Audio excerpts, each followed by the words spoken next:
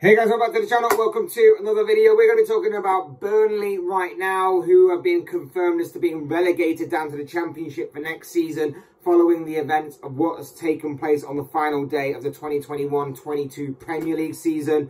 Burnley knew that they had to either match or beat Leeds' result, whatever that may be, in order to survive in the Premier League for another season. However, after they lost 2-1 to Newcastle and Leeds beat Brentford by 2-1, the same scoreline, it meant that Leeds are the ones to survive, Burnley are the ones to go down, going down after 6 seasons in England's top flight division. We're going to be talking all about the events of the final day and where both teams go from here, and mainly about Burnley, of course, and about the season that has been for the Clarets. But before we go any further, I would like to remind you to please like the video and also subscribe if you're new. Both things are always and trying to be greatly appreciated. But for now, let's get back into this video, because like I say, the advantage was in Burnley's favour. They had a heavy goal difference that was to their advantage, and they basically just needed to either match or beat the result of whatever Leeds produced. And as we now know, Burnley losing 2-1 to Newcastle and Leeds winning 2-1 meant that Burnley are the ones to be relegated down to the Championship for next season, whilst Leeds are the ones to survive in the Premier League for another year. But obviously, an up and down season for both sides. Leeds had a lot of optimism and a lot of intrigue going into this season, because of obviously this was going to be the first time across a whole season in which the Leeds fans were going to be at Ellen Road across an entire season back in the Premier League. There's a lot of hope and a lot of optimism there, but it didn't quite work out that way. A lot of injuries happened for Leeds, a lot of misfortune, I guess you'd say, occurred to Leeds across this entirety of the season, and it kind of hindered them a little bit. And as it hindered them, more and more questions are being asked of Leeds, and and obviously the manager at the time was obviously Marcelo Bielsa, and his stubbornness to sort of adapt to what was being thrown at him and adapt his playing style to suit more of a team battling relegation, shall we say.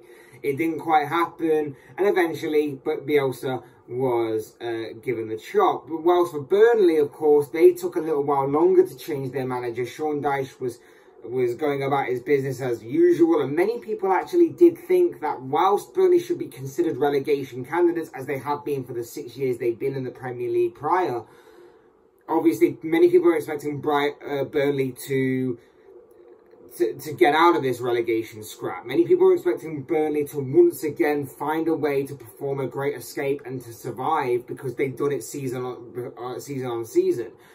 This is a team that is constantly talked about as being relegation candidates, constantly being talked about as a favourite to be relegated, simply because of who they are, what they have at their disposal, and the kind of financial problems that, of course, well, not financial problems, but the kind of shoestring budget that they kind of throw together transfer window after transfer window. In comparison, some of the teams that are in and around them, and of course the rest of the Premier League, Burnley have a shoestring budget that, for the most part, Sean Dyche did incredibly well to keep them in England's top flight division.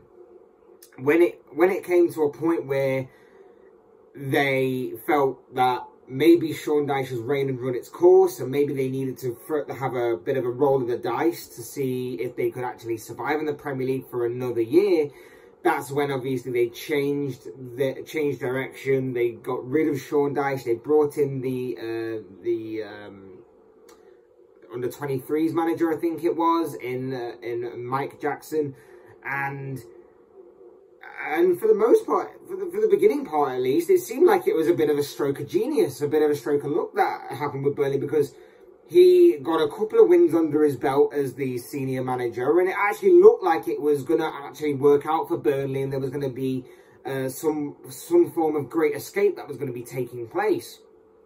Unfortunately, it wasn't sustainable. Unfortunately, it didn't quite last that long. There were some difficult fixtures towards the end of this season, but they did manage to take it down to the final day. And like I said, going into the final day, they did hold the advantage. Goal difference was heavily in their favour. They just needed to match or beat the result of whatever Leeds produced. And unfortunately for them, coming up against a Newcastle side that was re-energized with money, resurrected with money, and the massive takeover, and obviously Eddie Howe's inclusion into that as well.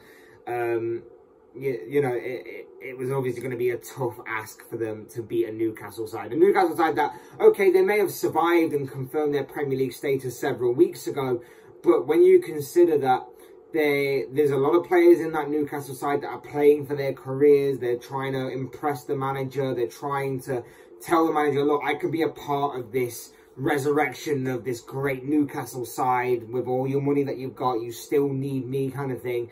It's always going to be a tough ask, and like I say, with what Burnley have as resources at their disposal and what financial shoestring kind of budget they have, it was always going to be a tough ask over an entirety of the season. And along with that as well, you dance with the devil of relegation for too long, eventually he is going to get you, and that is exactly what has proven to be the case with Burnley. Eventually they were always going to, it was like a ticking time bomb, really. Relegation was always going to be on the cards for them season after season, and eventually it has caught up with them, and they'll be back in the Championship for the next campaign. Just not enough goals. Just not enough goals overall. I think they've got the joint second worst goal scoring tally in the Premier League this season. They've just not scored enough goals. They've drawn a lot of games as well, so the argument could be made that if they did find a consistent enough goal scorer, maybe they could have actually turned some of those draws into wins and actually been a lot safer than what they had. But no, for the most part, they were different and unique. They were something different for the Premier League, and not a lot of fans and not a lot of teams obviously like playing against Burnley, but I think they made the Premier League unique in the sense that obviously they were a different side to play against. They played a bit more of an old-fashioned style of football, obviously, but like I say, I think the Premier League is known for that. There's like not. There's more than one way to win a football match, and obviously Burnley proved that. Burnley proved that they could win games in a different style to obviously the Liverpools and the Man Cities and the Arsenals and the Chelseas and the Tottenhams, and even like as you go further down the league, the Crystal Palaces, the Brightons, the Brentfords, and so on and so forth. They proved that you can win differently, and they made the Premier League different and unique. And you know, I didn't like whenever we played against Burnley because they were always a very physical side, a very direct side, and very awkward to play against. But at the same time, like I say, they did make the Premier League a little different in that aspect. But as it is, Burnley are the ones to be relegated. Not enough goals in their team. Like, their goal difference is actually pretty decent. Their goal difference is fairly good for the most part. They've actually had a better goal difference or goals against defensive record, should I say, when in comparison to when you read up the table, the likes of Manchester United, Leicester, Newcastle themselves, they've actually got a better better defensive record than some of them teams. It's just obviously, like I say, they just couldn't get enough goals in their squad to turn some of those draws, those 14 draws, one of the more draw specialists of the Premier League this season, into wins. And that was just ultimately what cost them. Leeds just managed to win at vital moments and have enough about them to obviously survive. Burnley, on the other hand, didn't quite have that capability and didn't quite have the sort of star power of like a Rafinha for Leeds that obviously the latter had. So unfortunate for Burnley, but fair play. Commiserations to them and to their fans. They'll be down in the Championship for next season. They probably will bounce back up again next season. There's a lot up in the air at Burnley right now. Do they go for a more proper manager, a more recognised manager? Do they stick with Mike Jackson? Have they seen enough in Mike Jackson to suggest that he could be the man to lead them back into the Premier League at the first time, or even very in the near future of asking? Or do they go for like a more recognised manager? I don't know. There's a lot up in the air. There's a couple of players in there that I think a few Premier League teams wouldn't mind having a look at either. When you think of Cornet and Dwight McNeil, a couple of players in there that I think some of the Premier League teams might just be tempted to have a look at this summer. So it could be Could be a bit of a tough summer for Burnley, but like I say, they'll look at life back in the Championship, and maybe they will be one of the favourites to bounce straight back up again next season. We'll have to wait and see. Commiserations to Burnley, fair play to Leeds. They look forward to another season in the Premier League next year. I think they'll want to just put this one behind them and refocus again with Jesse Marsch as their manager. Hopefully they won't get as bad of misfortune this season as they have this summer. I think their main goal for obviously the transfer window is to keep hold of Calvin Phillips. I think that's going to be a massive task for them to handle. Will they be able to do it? Money talks with the likes of West Ham circulating. Depending on what's going to happen with Declan Rice, you do fear that there may be a bit of a domino effect if the likes of Declan Rice does move on to like a Chelsea or a Manchester United, say, then maybe some of the bigger teams could be circulating around him. That's going to be interesting. Rafinha is also, again, another big player that Leeds could lose this summer as well. So that's going to be interesting to see as well. But like I say, for right now, they can enjoy this moment of staying up. They can enjoy this moment of beating the drop and remaining in the Premier League for another season.